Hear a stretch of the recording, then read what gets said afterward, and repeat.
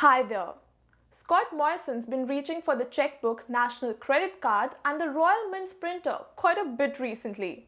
In an attempt to ward off the impending economic peril, Morrison's decided to steer government policy towards green level leftism by distributing billions and billions of dollars to businesses, workers, and welfare recipients. I wonder what Marxist Morrison thinks and has to say about all of us using this time in isolation to learn about the basics of capitalism through monopoly. I suppose as long as we're all hammering down the COVID curve, Socialite Scott won't mind.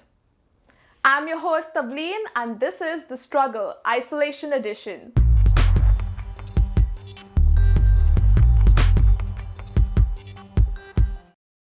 For those of you without Factiva or elderly parents who still buy the Herald Sun, the printed version, you might not be aware of the skirmishes in culture wars.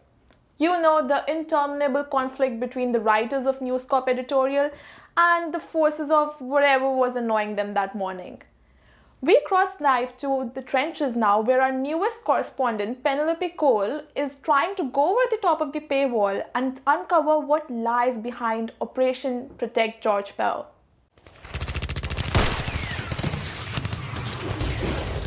Thanks, Tavleen. It's a good thing you're safe where you are because, gosh, it's absolute mayhem down here. I'm currently hunkered down in my basement. Thank God isolation's made that one a bit easier. But since Pell's acquittal, the News Corps have launched what they called a counter-offensive investigation against the ABC, Victorian state institutions and other journalists who have dared to report on multiple allegations against Pell. The News Corps is shelling the ABC, accusing it of conducting a witch hunt and campaign to paint Pell as a predatory monster.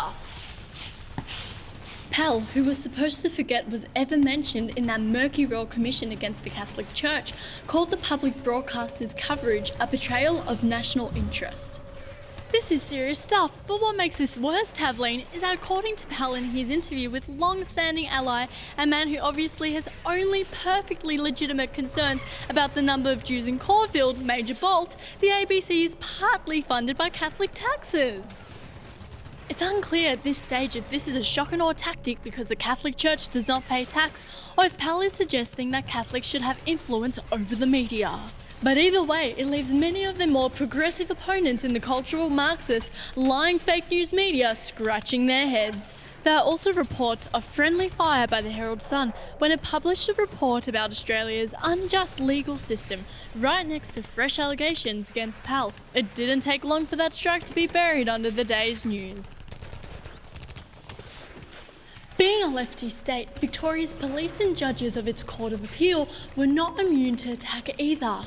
According to the News Corps, Pell's treatment was a travesty of justice, equal to Lindy Chamberlain's wrongful imprisonment, and exceeded what was imposed on Aborigines by even the worst of the 19th century judges.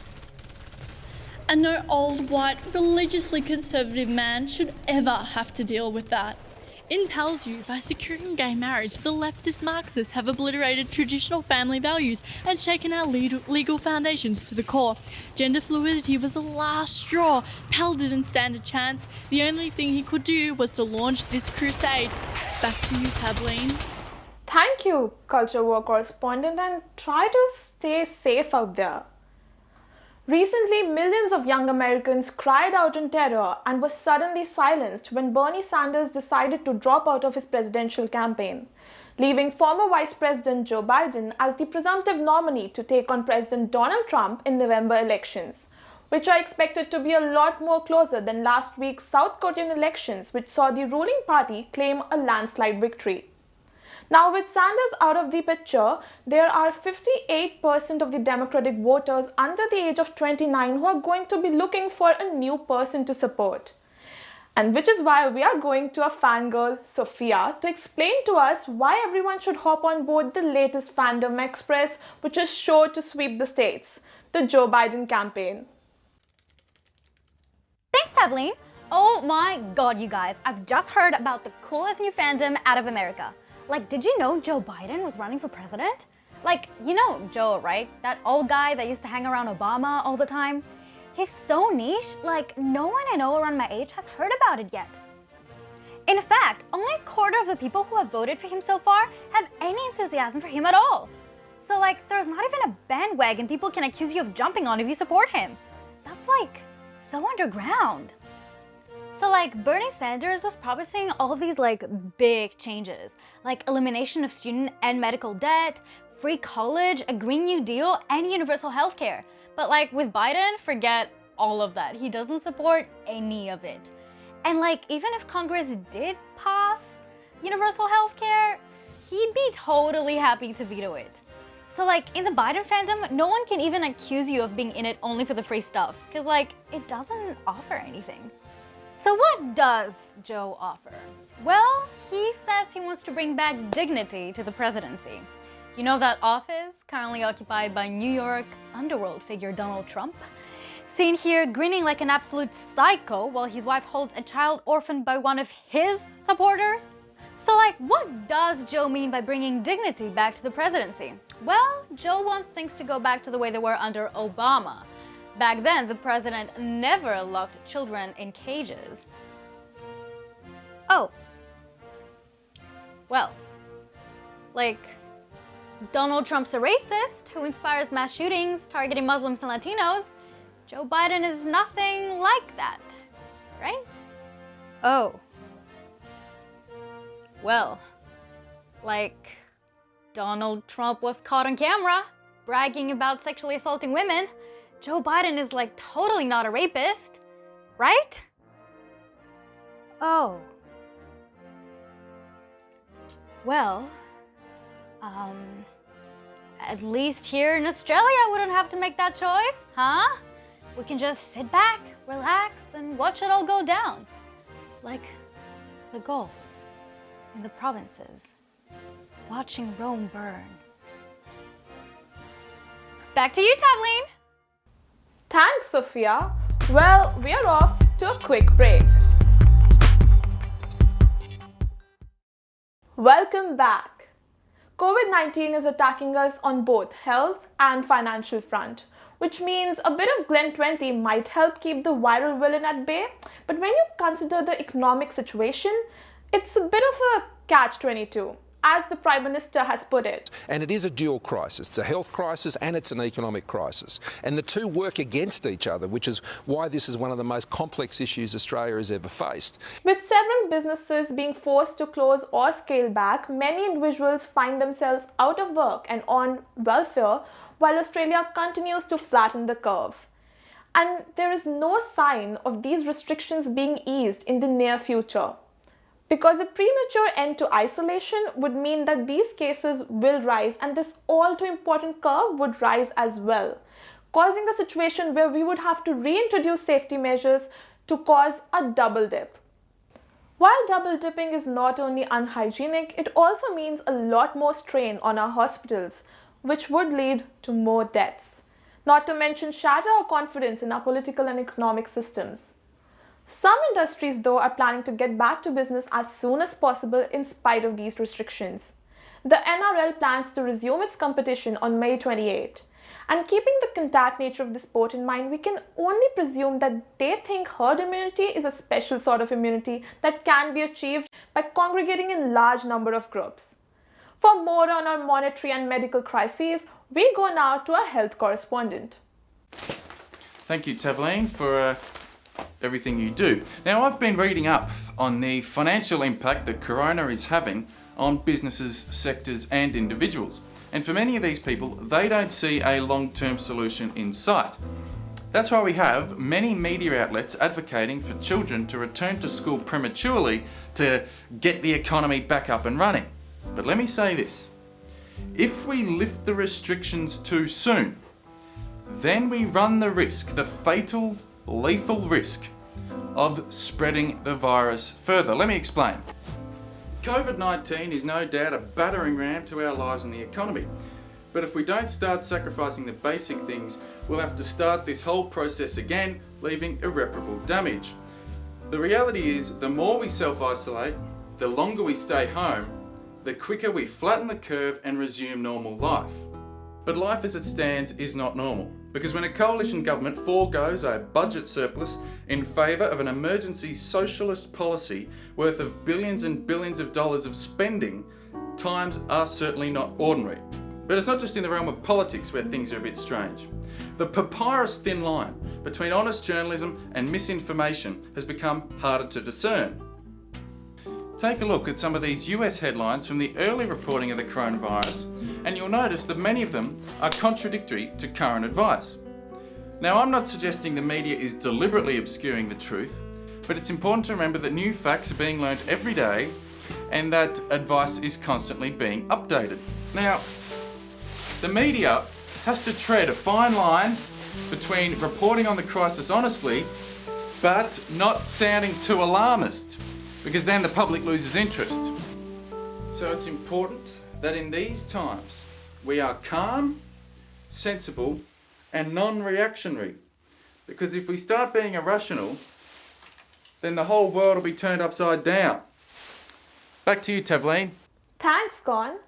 Moving on, in Australian unemployment figures are estimated to rise to their highest level since 1994, with the expected rate to go from 5.1% to 10%, all thanks to coronavirus. Australian Treasurer Josh Frydenberg stated that the economic shock facing the global economy from the coronavirus is far more significant than what was seen during the global financial crisis over a decade ago. In response to the economic crisis, the government introduced the JobKeeper payment, which according to them would act as an economic lifeline for many Australians, giving about 6 million people access to $1,500 fortnightly payments. But as we move towards a global recession that is more than likely to happen, what can millennials and university students do to protect themselves from it?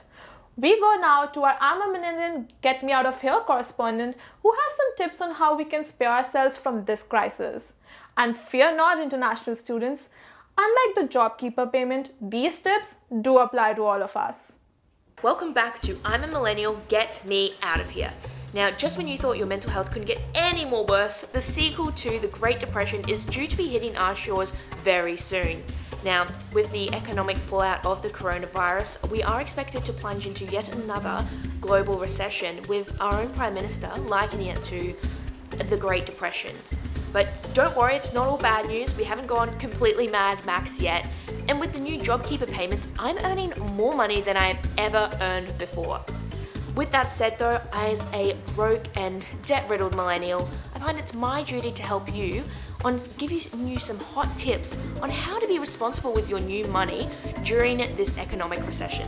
Tip number 1, start saving your money. With this new JobKeeper payment, some of us are going to be receiving up to $1,500 a fortnight.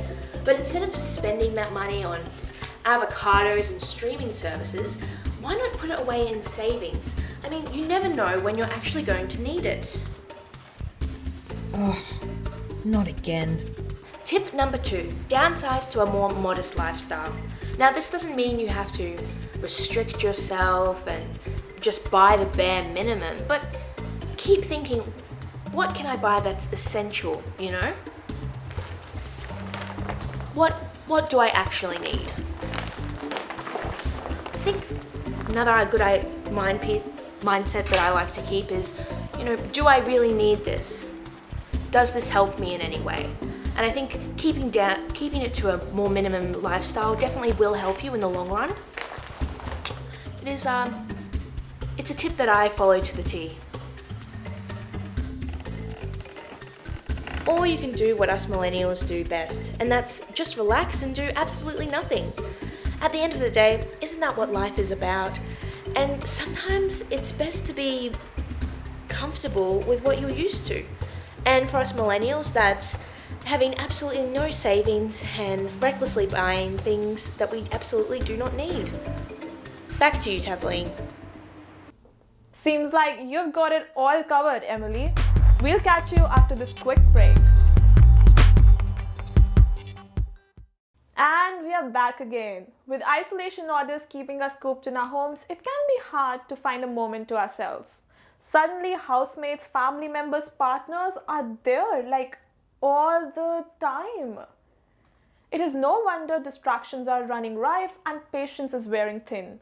With work-life balance out the window, it can be no surprise that we are being forced to endure the pet peeves. Literally. One man working from home took matters into his own hands when he filed for an official complaint against his cat for disrupting the workplace environment. The letter accuses Penelope the cat of running across computer keyboards, shutting down laptops, general mayhem, causing severe lack of workplace productivity. For Penelope, an immediate alteration in her workplace habits is required. Otherwise, she'll be facing some pretty ugly repercussions, including withholding the treats. For this reason, we are now going to our HR manager Denise to learn from her how to manage workplace tensions at home. Thanks, Tavleen. In the midst of this global pandemic, it's easy to let small workplace grievances get the better of us. So I'm going to show you how I'm maintaining a happy and hostility-free work-from-home environment. Firstly, make sure you stay on top of any workplace disagreements and practice conflict resolution to foster healthy employee relationships.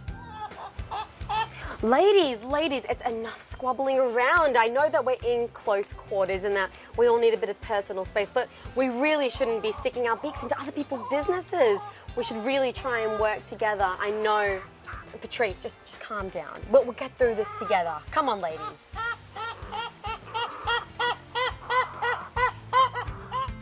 Make sure that you're providing a safe workplace for all. Just because we are working from home doesn't mean employees should disregard workplace policies. Don't be afraid to issue behaviour warnings to ensure all employees are acting appropriately. Oh, Savannah, are you able to step into my office for a quick sec? Yeah. Look, Savannah, you know that we have a dress code policy here at the workplace and you've understood it and we've warned you about it before and now it's just really become unacceptable. You have to not come to work without pants on. So I expect you to come to work fully dressed tomorrow, otherwise we're going to have to let you go.